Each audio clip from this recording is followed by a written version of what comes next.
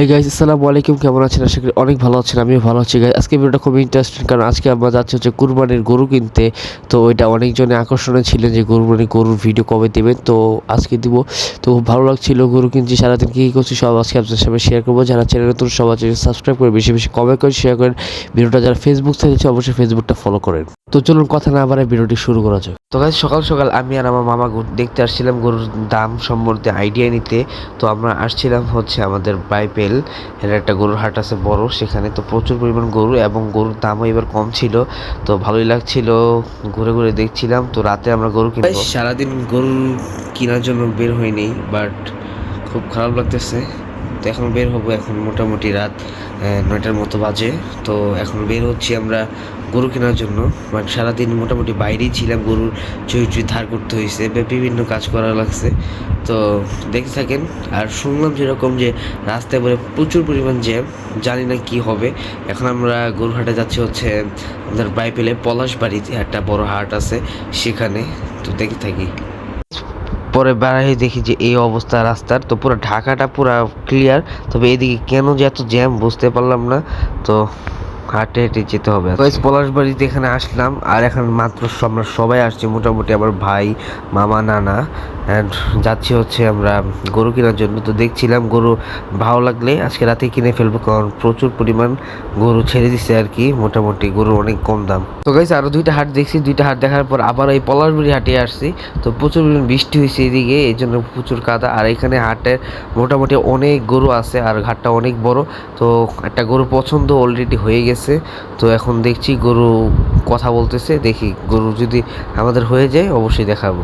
Finally আমাদের গরু কেনা শেষ। তবে গরু কেনার পরে আমি পাশে দেখতে পাচ্ছিলাম যে একটা গরুকে মাত্র অটো থেকে নামাইছে। তো গরু এত অলস যে গরু আর মানে উঠতেই চাইতেছে না, দেখেন কি অবস্থা।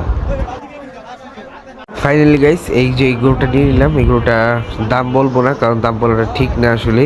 তো আল্লাহর রাস্তায় যে যত টাকা দিচ্ছে এটাই অনেক। তো গরু দেখছিলাম, তো গরু ভালো লেগে গেছে। হঠাৎ করে এসে গরুটা নিয়ে হয়ে গেলো, কীভাবে নিলাম জানিও না নিজেও।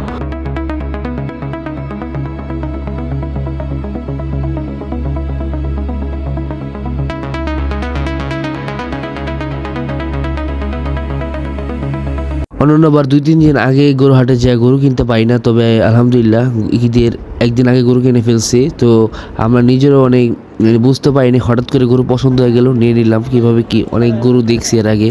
কথাটা সত্যি কথা, কি কুরবানির জন্য যখন গরু কিনা হয় এতটা ভালো লাগে বিশ্বাস করার মতো না, কারণ আল্লাহর রাস্তায় এইগুলা কুরবানি করব, এটা খুব ভালো লাগে। তো ব্যাপারীর কাছে তার ন্যায্য পাওনাটা নিতে আমরা এখন চলে যাব গরু নিয়ে। আর এখন হাসিল করতে হবে, তো যাই দেখি হাসিলে কেমন কিনে আল্লাহর রাস্তায় কুরবান করবো, এইটাই হচ্ছে অনেক বড়। আলহামদুলিল্লাহ গরুটা পিছন থেকে দেখে খুব ভালো লাগছিল।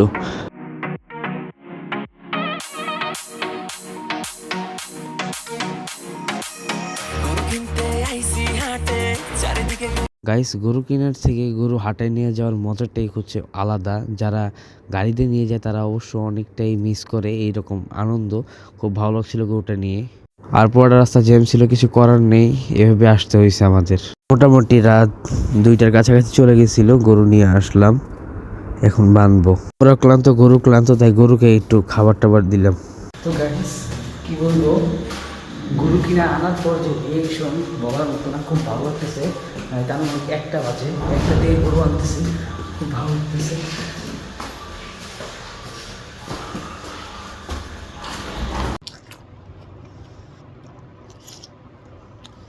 গাইস, কেমন লাগলো গরু কেনার ভিডিও সবাই জানাবেন। তো আমার কাছে খুব ভালো লাগলো, গরু কিনে নিয়ে আসছি। কখন এত আগে গরু কিনা হয় না, জাস্ট এবার কিনে নিয়ে আসছি। সবসময় কুরবানি একদিন আগে গরু কেনা হয়, তবে তবে ভালো লাগছে। তো কেমন লাগছে সবাই জানাবেন। যারা চ্যানেল নতুন সবাই চ্যানেল সাবস্ক্রাইব করবেন, বেশি বেশি কমেন্ট করবেন, শেয়ার করবেন, অ্যান্ড সবাই দোয়া করবেন। সবাইকে অগ্রিম ঈদ মোবারক। এবারে ভিডিও শেষ করছি। আসসালামু আলাইকুম রহমতুল্লাহি ওয়া বারাকাতুহু। যারা ইউটিউব চ্যানেল নতুন সবাই চ্যানেল সাবস্ক্রাইব করবেন, বেশি বেশি কমেন্ট করবেন, শেয়ার করেন। যারা ভিডিওটা ফেসবুক থেকে অবশ্যই ফেসবুকটা ফলো করবেন। এবারে ভিডিও শেষ করছি। আসসালামু আলাইকুম।